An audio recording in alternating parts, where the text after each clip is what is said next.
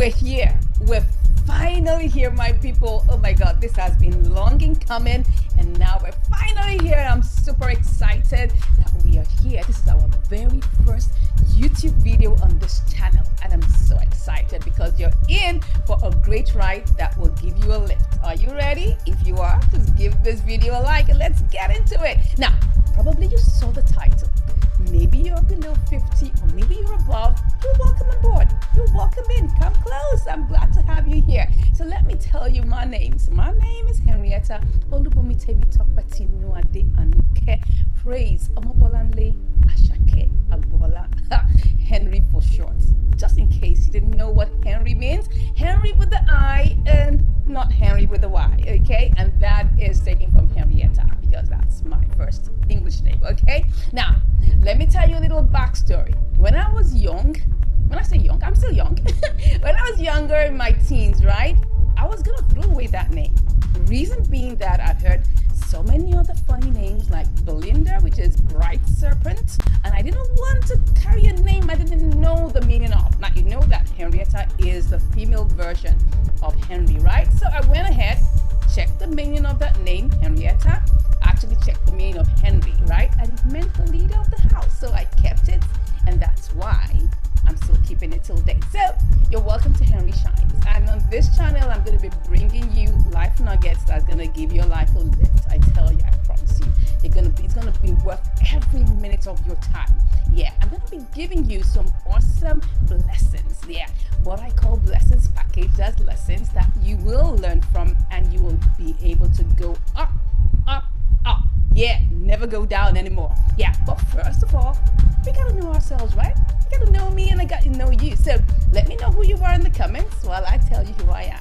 Now, when I was younger, like 7 years old, I used to go to a t-shirt dump. Yeah, like a t-shirt factory dump. I used to go pick up, pieces of fabric, t-shirt pieces of fabric. And I used to use those pieces to make baby doll clothes for my dolls. Now, I used to have a couple of dolls, so I used to make fabric clothing, tiny pieces of clothing for my baby dolls. Now, if you ever played with baby dolls, let me know in the comments. I'd like to know from you if you've ever played with baby dolls. Now, and I used to make those baby doll outfits, and then I would make those for my dolls, and I'll just decorate them. And then my father saw that, oh my God, this girl has a talent for fashion design. Now, all I ever wanted to become was a fashion designer. And I am a fashion designer, of course. That's my first love.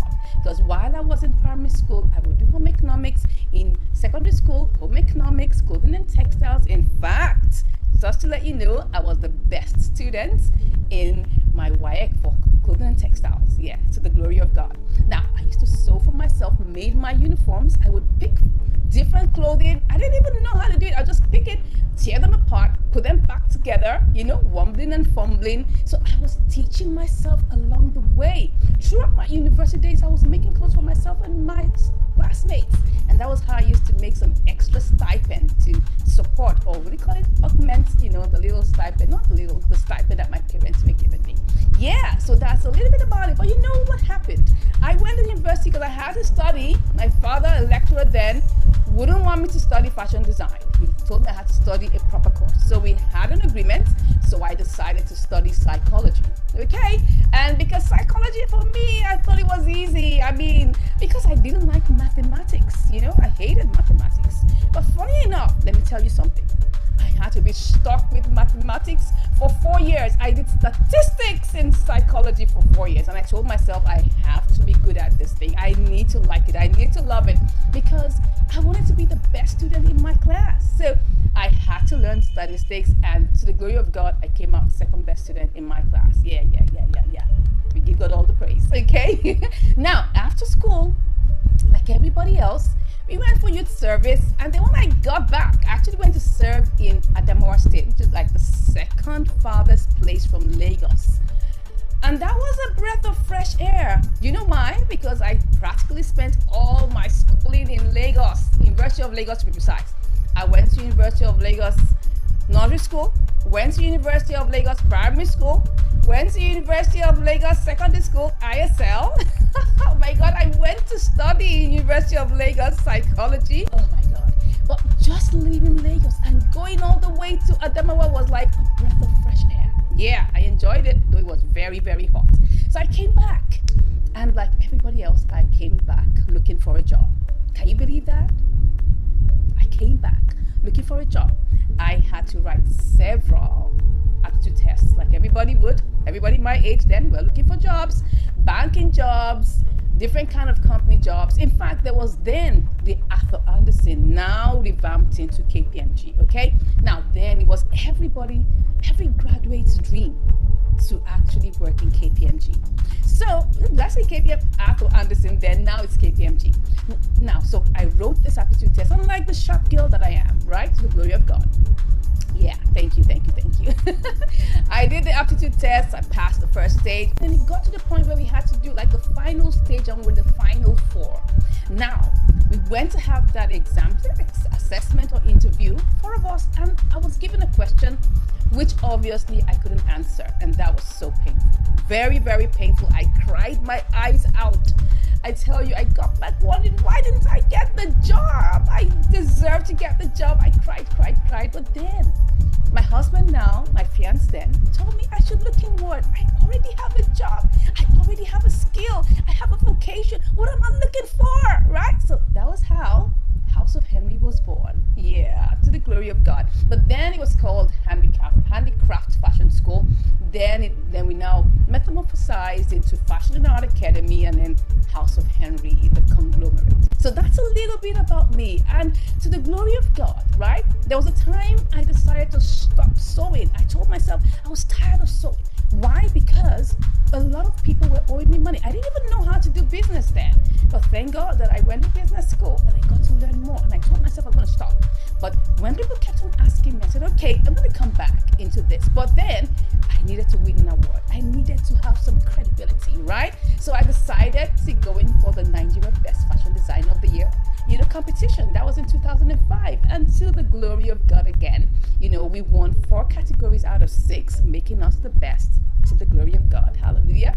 Yeah, and that was in 2005. So I'm actually the Nigeria Best Designer 2005, to the glory of God. You are enough. Yes, I just said that. You are enough. You have everything you need to get there. Look, let me tell you something. God has deposited greatness in every single one of us. That's it. You just have to believe it. And you have to discover it. You need to start by discovering the greatness that God has put inside of you. Then you need to develop it. And then you need to deploy it. That's it. Yeah.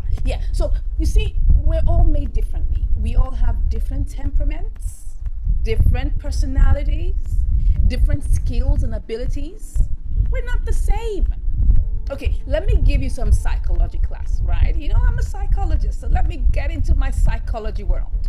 We have 2 major categories of people. We have extroverts and we have introverts, okay?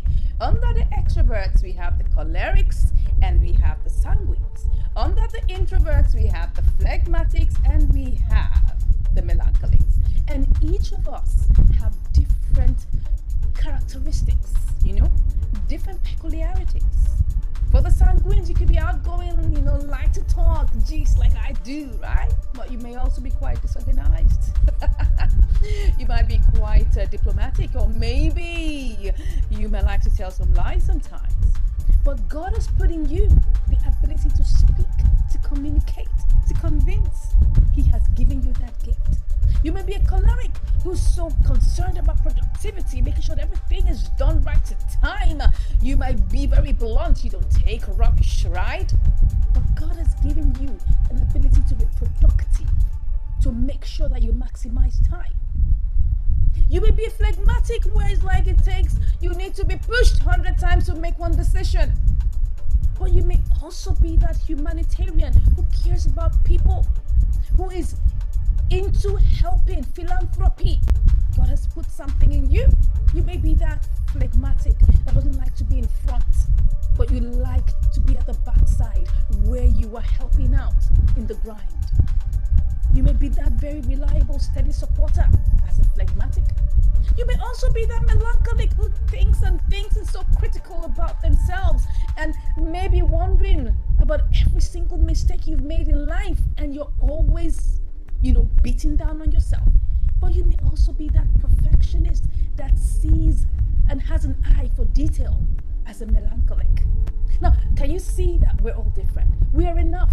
A lot of times we have what we call imposter syndrome. Yes.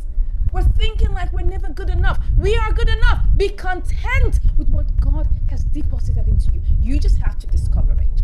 You just have to develop it, and you have to deploy it. So when you discover your uniqueness, what God has put in you, it's your job to work on it. It's your job to shine it. When you take gold, you put it in the furnace and you make it come out very, very golden by going through the furnace. You need to develop it. That's where skill comes in. That's where learning comes in. That's where never giving up on learning comes in. You need to keep on improving yourself. Never rest on your oars. Never. All right? So when you develop it, you now begin to shine brightly. Then you can begin to put yourself in areas where your value will be needed. So you're enough. You have everything it takes. The other side of being enough that I want to talk about is being content. Remember that we need to be grateful. Have an attitude of gratitude. Yes, that sounds like, a rhyme. I just made a rhyme. Have an attitude of gratitude. What are you grateful for? What are you thankful for? You need to look at it. A lot of times we feel like we need to have the whole world to be content. No, we need to be grateful for the little mercies that we enjoy every single day. Be thankful. Like people say, have a gratitude journal, right? Write down what you're grateful for today. Thank God for life, that you can even breathe. I'm telling you, I once had one of my, relatives, right? My sister-in-law, to be precise, have a ventilator attached to her lungs because she couldn't breathe by herself. Be thankful that you can breathe. Be thankful that you can eat. Some people need to have a pipe pass through their nose before they can feed. Be grateful that you can walk around. You have limbs. Your leg is working. Your hands are working. Be grateful. You may not have everything you want. I agree. But you may have that little that you should be thankful for. When you're thankful for little, God will give you more. Okay, so I just want to come over here and share with you that you are enough. You have everything. You have everything you need to be that person that God has created you for. Stop complaining. Stop complaining. Stop it. Get up and go. All right? Go manifest. Go show forth the greatness that is within you, because God has given you that greatness. Okay?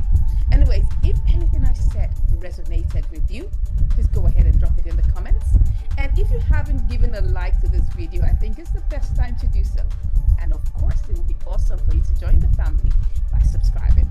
Thank you once again, and I'll see you in the next one. Take care. Work never stops. That's it. Now, have you heard about Robert Kiyosaki's cash flow quadrants? Or have you ever read the book Cash Flow Quadrants? The cash flow quadrant.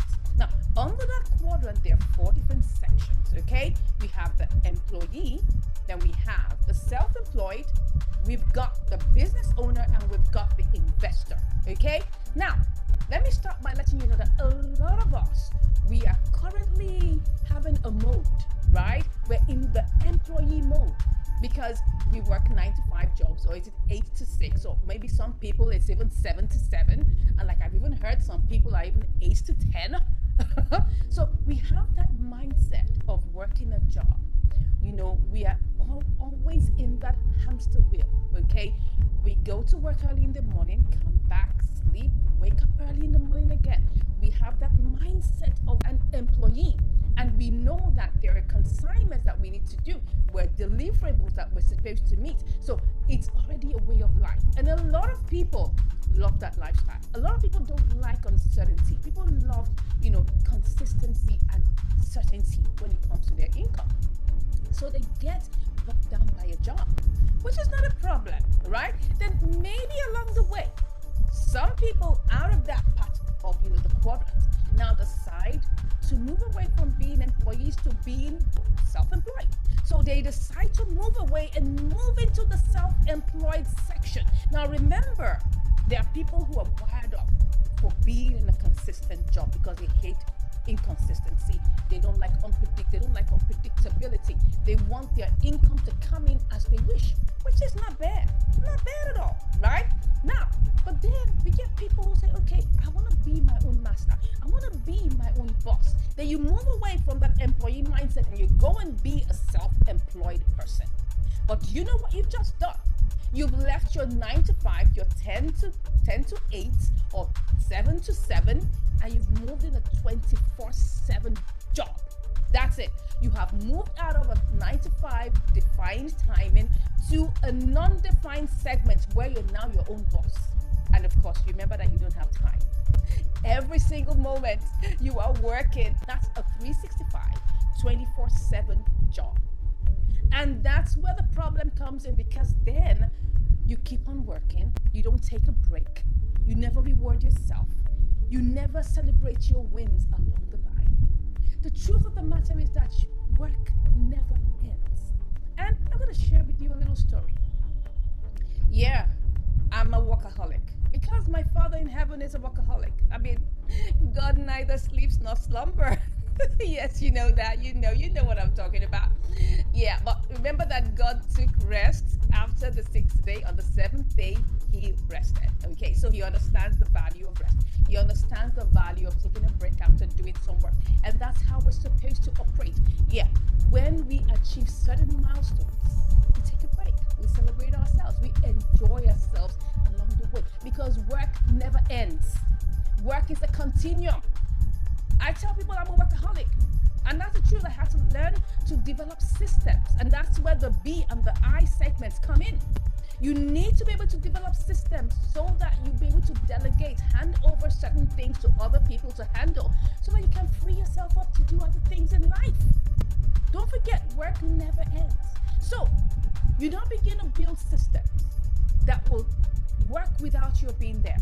One thing I've been able to do, which, I give all the glory to God.